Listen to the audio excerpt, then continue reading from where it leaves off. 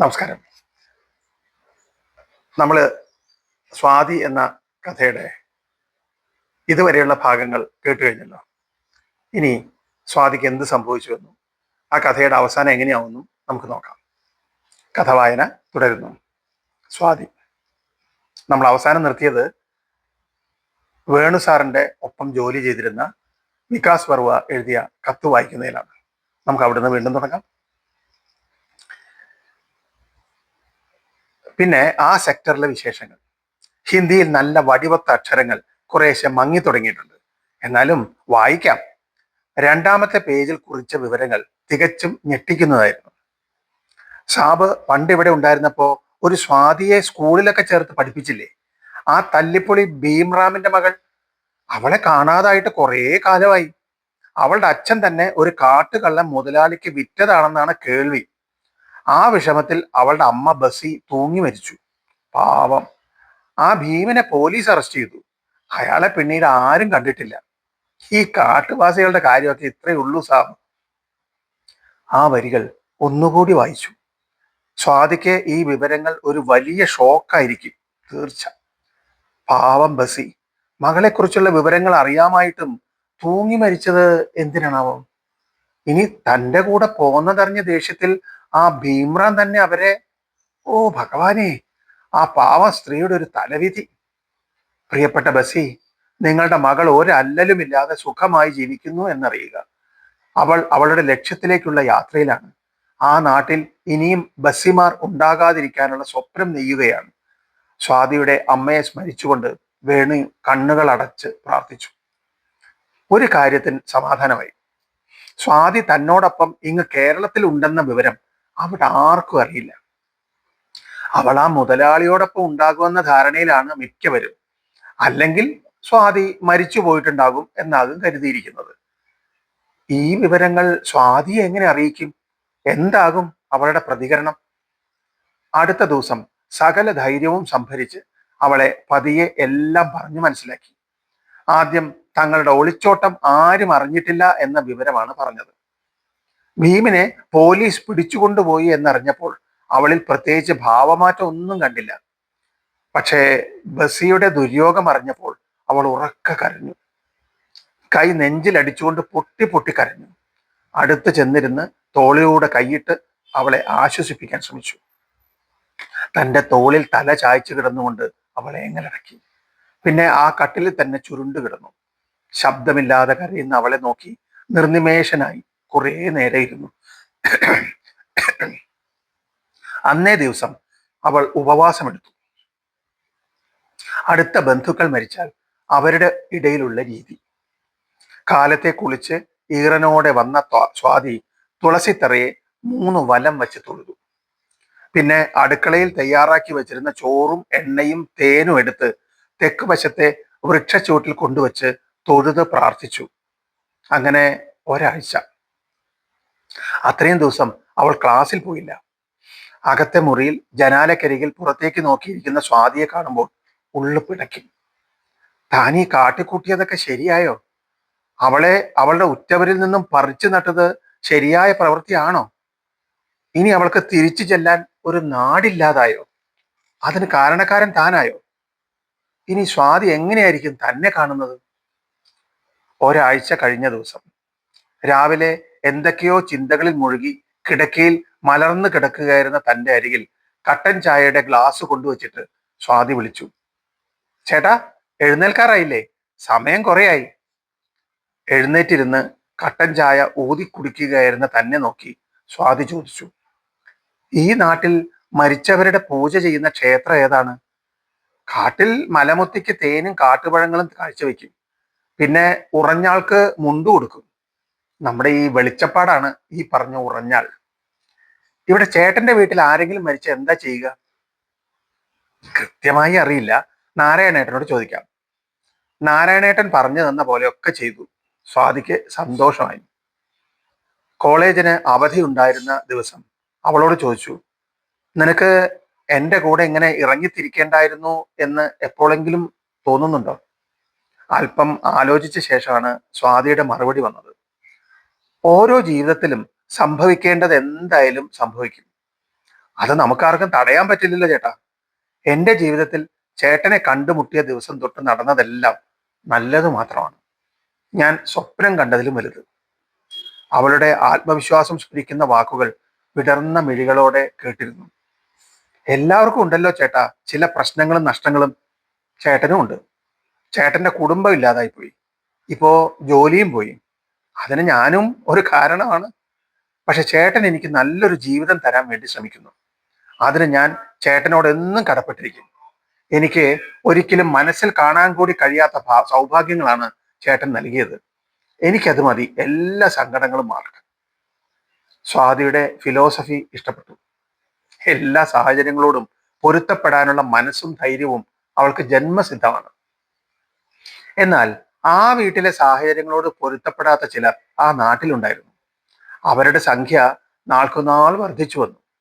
ഗേറ്റിൽ നിന്ന് വന്നുള്ള ചൂളം വിളി, വഴിയിൽ വേണുവിനെയും സ്വാതിയെയും കാണുമ്പോൾ ഉള്ള അർത്ഥം വെച്ചുള്ള നോട്ടം, സംസാരം, ചിരി എന്നിങ്ങനെയുള്ള കലാപ്രകടനങ്ങൾ വേറെയും.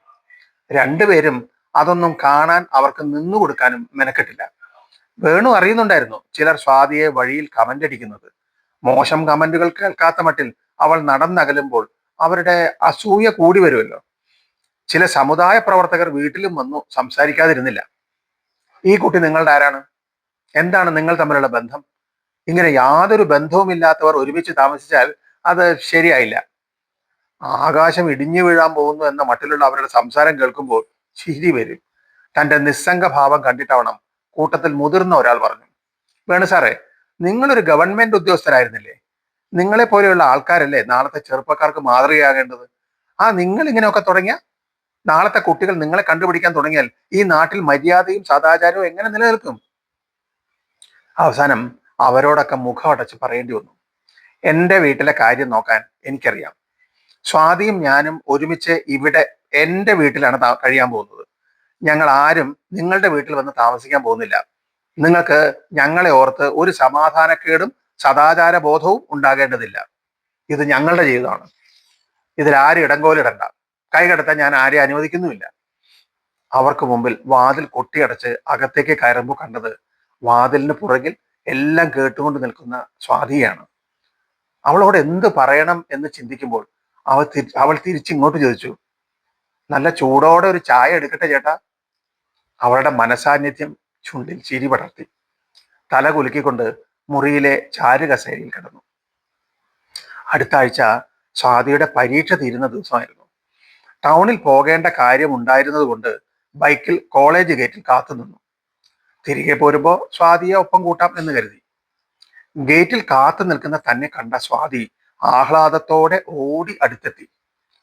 ഒപ്പം കയറുമ്പോൾ അവൾ പറഞ്ഞു, ഞാൻ ഇപ്പൊ ആലോചിച്ചതേ ഉള്ളൂ, ബസ്സിലെ തിരക്കിൽ കയറി പോരന്റെ ചേട്ടൻ എന്നെ കൂട്ടിക്കൊണ്ടു വന്നിരുന്നെങ്കിൽ എന്ത് സുഖമായിരുന്നു എന്ന്.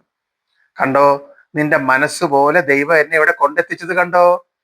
എന്റെ മനസ്സിൽ ഇനിയും ഒരുപാട് മോഹങ്ങളുണ്ട്. അതും ദൈവം സാധിച്ചു തരും മോളെ. സ്വാതിയെയും കൂട്ടി ഒരു ചെറിയ ഷോപ്പിങ്ങും ഐസ്ക്രീം കഴിക്കലും ഒക്കെ കഴിഞ്ഞ് തിരികെ വീട്ടിലേക്കുള്ള വഴിയെ തിരിഞ്ഞപ്പോൾ നേരം സന്ധ്യയാകാറായി. മുൻപിൽ റോഡിന് കുറുകെ വരുന്ന കുറച്ചു പേർ. അവരെ കണ്ട് വണ്ടിയുടെ വേഗത കുറച്ചു. കൂട്ടത്തിൽ പഞ്ചായത്ത് പ്രസിഡന്റ് സോമനും മറ്റുമുണ്ട്. പിന്നെ മറ്റു ചിലരും. വണ്ടി നിർത്താൻ പ്രസിഡന്റ് നിർദ്ദേശിച്ചു. കൂടെയുള്ളവരുടെ മുഖത്തൊക്കെ ഒരു പുച്ഛഭാവം. ചിലരെ തിരിച്ചറിഞ്ഞു. കുറച്ചു ദിവസം മുമ്പ് വീട്ടിൽ വന്ന സദാചാരം പ്രസംഗിച്ച ആൾക്കാർ. എന്താണ് ഇവരുടെ ഉദ്ദേശം? വഴി തടഞ്ഞൊക്കെ എന്തിനുള്ള പുറപ്പാടാണ്? വേണമെന്ന് ഇറങ്ങിക്കേ, എനിക്ക് ചിലത് ചോദിക്കാനുണ്ട്. വണ്ടി നിർത്തി രണ്ടുപേരും ഇറങ്ങി. ചുറ്റും നോക്കി. റോഡ് പക്കത്തെ വീടുകളിലെ ആൾക്കാർ ഓരോരുത്തരായി വേലിക്കപ്പുറത്ത് നിരക്കുന്നുണ്ട്. ഓഹോ, അപ്പൊ ഇതൊരു കരുതിക്കൂട്ടിയുള്ള പരിപാടിയാണ്. നേരിടുക തന്നെ. അടുത്തേക്ക് ചെന്നപ്പോ സോമൻ ചോദിച്ചു, വേണു, ഇയാളൊരു സർക്കാർ ഉദ്യോഗസ്ഥനായിരുന്നില്ലേ? ഈ ചെയ്യുന്നതൊക്കെ ശരിയാണോ? ഏതായി പെൺകുട്ടി? എന്താ നിങ്ങൾ തമ്മിലുള്ള ബന്ധം? അതറിയാൻ വന്ന നാട്ടുകാരിൽ ചിലരെ നിങ്ങൾ ആക്ഷേപിച്ച് ഇറക്കി വിട്ടു എന്ന് കേട്ടു. പക്ഷെ ഇന്ന് ഞങ്ങൾക്ക് അറിഞ്ഞേ തീരൂ, ഇവൾ വേണുവിന്റെ ആരാണ്, എവിടെ നിന്ന് വന്നു? ഒന്നും മിണ്ടാതെ ഒരു നിമിഷം നിന്നു. മുൻപോട്ട് കയറി വന്നുകൊണ്ട് ഒന്ന് രണ്ടു പേർ ആക്രോശിക്കുന്ന സ്വരത്തിൽ കയർത്തു. ഇത് വെള്ളരിക്ക പഠനമൊന്നുമല്ല, മാന്യന്മാരായ ആൾക്കാർ താമസിക്കുന്ന സ്ഥലമാണ്. തന്റെ അഴിഞ്ഞാട്ടമൊന്നും ഇവിടെ നടത്താൻ പറ്റില്ല. സ്ഥലം വിട്ടോണം, അല്ലെങ്കിൽ ഈ പെണ്ണിനെ എവിടാന്ന് വെച്ചാൽ കൊണ്ടുവന്നാക്കിക്കോണം. പുറകിൽ നിൽക്കുകയായിരുന്ന സ്വാതിയെ നോക്കി. അവൾക്ക് യാതൊരു കൂസലുമുള്ളതായി തോന്നിയില്ല. ആ കണ്ണുകളിൽ ആത്മവിശ്വാസം തിളങ്ങുന്നതായി തോന്നി. വീണ്ടും പ്രസിഡന്റിനെ അഭിമുഖീകരിച്ചുകൊണ്ട് ചോദിച്ചു, നിങ്ങൾ പഞ്ചായത്തുകാർക്ക് രണ്ട് വ്യക്തികളുടെ സ്വകാര്യ ജീവിതത്തിൽ എന്താ ഇത്ര താല്പര്യം? ഇവളൊരു പെണ്ണായതുകൊണ്ടോ? എന്താ ഒരു ആണിനും പെണ്ണിനും ഒരുമിച്ച് ഒരു സ്ഥലത്ത് ജീവിച്ചുകൂടെ? നിങ്ങളുടെയൊക്കെ വീട്ടിൽ പെണ്ണുങ്ങൾ താമസിക്കുന്നില്ലേ? ഞങ്ങളുടെ വീട്ടിലുള്ള പെണ്ണുങ്ങൾക്ക് അവരുടേതായ ഒരു സ്ഥാനമുണ്ട്. അതനുസരിച്ചാണ് അവരെ ഞങ്ങൾ ആണുങ്ങൾ കൂടെ പുറപ്പിച്ചിരിക്കുന്നത്. ഈ പെൺകുട്ടി വേണുവിന്റെ ആരാണ് എന്നതാണ് ചോദ്യം. എന്താണ് അവൾക്ക് നിങ്ങളുടെ വീട്ടിലുള്ള സ്ഥാനം? അതറിഞ്ഞാൽ നിങ്ങളുടെയൊക്കെ പ്രശ്നം തീരുമോ? ഉറച്ച ശബ്ദത്തിലുള്ള ആ ചോദ്യം കേട്ട് എല്ലാവരും ഒന്ന് പകച്ചു. വേണു ഞെട്ടിത്തിരിഞ്ഞു നോക്കി. അയാളുടെ പുറകിൽ നിൽക്കുകയായിരുന്ന സ്വാതി മുന്നിലേക്ക് കയറി പ്രസിഡന്റ് സോമന്റെ മുമ്പിലേക്ക് എത്തി. അയാൾ അവളെ സൂക്ഷിച്ചു നോക്കി. അയാളുടെ കണ്ണുകളിലേക്ക് നോക്കിക്കൊണ്ട് ഒട്ടും പതറാതെ സ്വാതി ചോദിച്ചു, ഈ സ്വാറും ഞാനും തമ്മിലുള്ള ബന്ധം എന്താണെന്ന് അറിഞ്ഞാൽ നിങ്ങളുടെയൊക്കെ പ്രശ്നം തീരുമോ? പിന്നെ ഞങ്ങളെ ഇങ്ങനെ വഴി തടഞ്ഞു നിർത്താതെ വിട്ടേക്കോ? പറയൂ.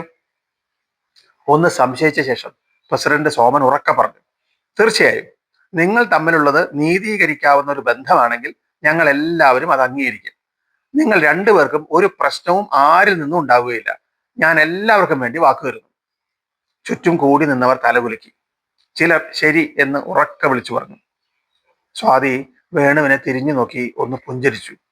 പിന്നെ അവിടെ കൂടി നിൽക്കുന്നവരെ അഭിമുഖീകരിച്ചുകൊണ്ട് പറഞ്ഞു, ഈ വേണു സാറ് എന്നെ താലി കെട്ടിയ എന്റെ ഭർത്താവാണ്. ഇത് പറയുമ്പോൾ സ്വാതി അവളുടെ ചൂരിദാറിന്റെ ഷാൾ കഴുത്തിൽ നിന്ന് മാറ്റി. ഇപ്പോൾ അവളുടെ കഴുത്തിൽ കിടക്കുന്ന ഒരു മഞ്ഞ ചരട് എല്ലാവർക്കും കാണാം. അവൾ ചൂരിദാറിന്റെ ടോപ്പിനുള്ളിലേക്ക് കൈയിട്ടുകൊണ്ട് ആ മഞ്ഞ ചരട് പുറത്തേക്ക് എടുത്തിട്ടു. അതിന്റെ അറ്റത്ത് കിടന്നാടുന്ന താലി അസ്തമയ സൂര്യന്റെ സ്വർണ്ണ കിരണങ്ങളേറ്റ് ഒന്നുകൂടി തിളങ്ങി. ചുറ്റും കൂടിയിരുന്ന ആൾക്കാർ പരസ്പരം നോക്കി. സദാചാര പ്രവർത്തകർ ഓരോരുത്തരായി പതിയെ പിൻവാങ്ങാൻ നോക്കി. ഇനി ആർക്കെങ്കിലും സംശയമുണ്ടോ? ചേട്ടൻ അത് പറയാൻ അല്പം മടിയുണ്ടായിരുന്നു. ഞങ്ങൾ തമ്മിലുള്ള പ്രായ വ്യത്യാസം, ആരെങ്കിലും എന്നെ കളിയാക്കിയാലോ എന്ന വിഷമം, അതാ ഒന്നും ആരോടും പ്രത്യേകിച്ച് പറയാതിരുന്നത്. ഓക്കെ വേണു, സോറി, ഞാൻ ബുദ്ധിമുട്ടിച്ചതിൽ ക്ഷമ ചോദിക്കുന്നു. പിന്നെ ഇവരിൽ ചിലർക്കൊക്കെ ഒരു സംശയം, അതാ പിന്നെ ഒരിക്കൽ കൂടി സോറി. സോറി മോളെ. സോമൻ വേഗം നടന്നകുന്നു. എന്തൊക്കെയോ സംസാരിച്ചുകൊണ്ട് കൂടി നിന്നവരും കാഴ്ച കാണാൻ വേലിക്കപ്പുറത്തെ ബാൽക്കണിയിൽ സ്ഥാനം പിടിച്ചവരും തിരിഞ്ഞു നടന്നു. അന്നേരം അത്രയും സ്തബ്ധനായി നിൽക്കുകയായിരുന്ന വേണുവിനെ നോക്കി ചിരിച്ചുകൊണ്ട് സ്വാതി ചോദിച്ചു, പോകാൻ ചേട്ടാ? ബൈക്ക് സ്റ്റാർട്ട് ചെയ്ത് ഓടിച്ചു പോകുമ്പോൾ സ്വാതി അയാളുടെ വയറ്റിലൂടെ കൈ ചുറ്റിപ്പിടിച്ചുകൊണ്ട് ചേർന്നിരുന്നു. അവളുടെ മറ്റൊരു സ്വപ്നം കൂടി സാർത്ഥകമായ പോലെ. സ്വാതി എന്ന കഥ ഇവിടെ തീരുന്നു. നന്ദി.